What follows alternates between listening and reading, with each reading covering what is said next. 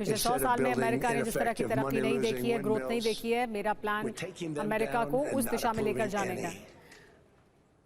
हम energy companies को बंद नहीं कर रहे हैं, बल्कि उन्हें खोल रहे हैं और बढ़ा रहे हैं। हमने अपने देश के लोगों के लिए यानी अमेरिकियों के लिए टैक्स नहीं बढ़ाया है, बल्कि हमने दुनिया के देशों से जो हम सामान मंगाते हैं उस पर टैरिफ बढ़ाया है। यानी अमेरिका के लोगों के लिए हमने जीवन बेहतर किया है। $100 बिलियन हमने फेडरल बजट में कटौती की है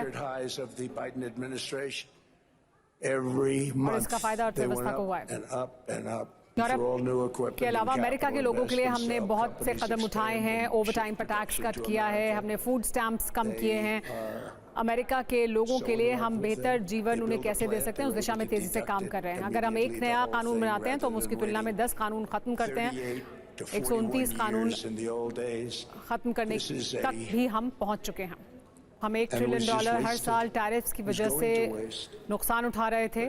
हमने ट्रेड डेफिसिट को 77% तक कम किया है। 40% तक नई फैक्ट्रियां बन रही हैं और ये और तेजी से आगे बढ़ेगा। डोनाल्ड ट्रंप बता रहे हैं कि कैसे अमेरिका की अर्थव्यवस्था बेहतर दिशा में आगे बढ़ रही है, चाहे वो प्रोडक्शन हो या फिर नई फैक्ट्रियों का बनाना हो। लोगों पर नया बोझ नहीं डाला गया है, जीवन बेहतर बनाया गया है हर अमेरिकी के लिए। यूरोप, जापान, साउथ कोरिया हमारे पार्टनर हैं। गैस के दाम बढ़ रहे थे जो बाइडेन के समय में। गैस प्रोडक्शन हमने बढ़ाया है, अभी तक ऑल टाइम हाई पर इस वक्त पहुंच चुका है गैस प्रोडक्शन। लोग ये बार बार पूछ रहे थे कि तेल के दाम क्यों बढ़ रहे हैं। पावर प्लांट्स को बंद किया जा रहा था। हम वेनेजुएला से अकेले ही बड़ी तादाद में तेल मंगाएंगे। 50 मिलियन बैरल्स का तेल हम वेनेजुएला से लेंगे और वेनेजुएला भी ऐसे पैसे कमाने वाला है, उतने पैसे कमाने वाला है जो इससे पहले उसने कभी नहीं कमाया था। उसे बहुत फायदा होने वाला है अमेरिका के साथ व्यापार करके। पिछले 20 साल में वेनेजुएला के लोगों ने जितना पैसा नहीं कमाया वो अगले 6 महीने में कमाने वाले हैं। सारे बड़े प्लेयर्स हमारे साथ अमेरिका के साथ वेनेजुएला में काम करेंगे। हम जल्द ही, हमारा उद्देश्य है कि गैसोलीन यानी गैस पेट्रोल की कीमत हम $2 से भी कम तक लेकर जाएं। बहुत से स्टेट्स में अभी भी $2 या उसके $2.50 के आसपास गैस की कीमत है। तो हम तेजी से नए ऊर्जा के साधन खोज रहे हैं। हम उस दिशा में काम करें जिससे कि अमेरिका के लोगों के लिए तेल की दाम कम हो जाए। हम AI के क्षेत्र में दुनिया में सबसे आगे बढ़ते हुए देश के तौर पर सामने आए हैं।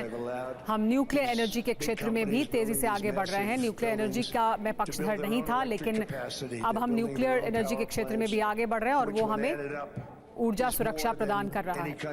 सबसे बड़ा स्कैम दुनिया का ग्रीन एनर्जी स्कैम था और यूरोप उस दिशा में आगे बढ़ा और इसलिए उसको नुकसान उठाना पड़ा।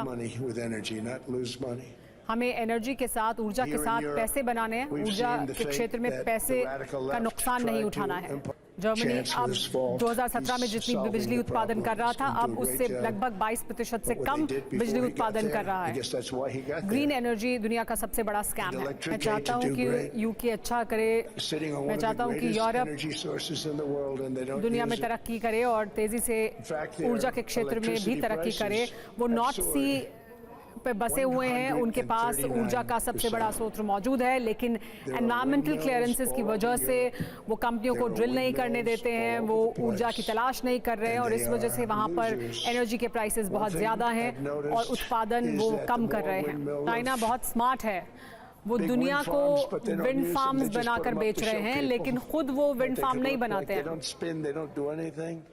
चाइना में आपको कहीं विंड फार्म दिखाई नहीं देंगे और वो दुनिया को बेच रहे हैं। बेवकूफ लोग विंड मिल्स खरीदते हैं और चाइना उन्हें बेचता है। United states of America, America Europe के लोगों की परवाह करता है, उनकी चिंता करता है।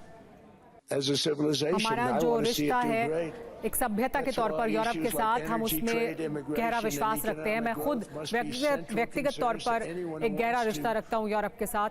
मैं एक मजबूत और एकत्र पश्चिम को देखना चाहता हूं जिसमें यूरोप हमारे साथ हो, लेकिन वो अपने लिए जो कुछ कर रहे हैं उससे वो खुद को नुकसान पहुंचा रहे हैं। हम चाहते हैं कि यूरोप मजबूत हो। These are matters of national security and perhaps no current issue ये राष्ट्रीय सुरक्षा के मुद्दे हैं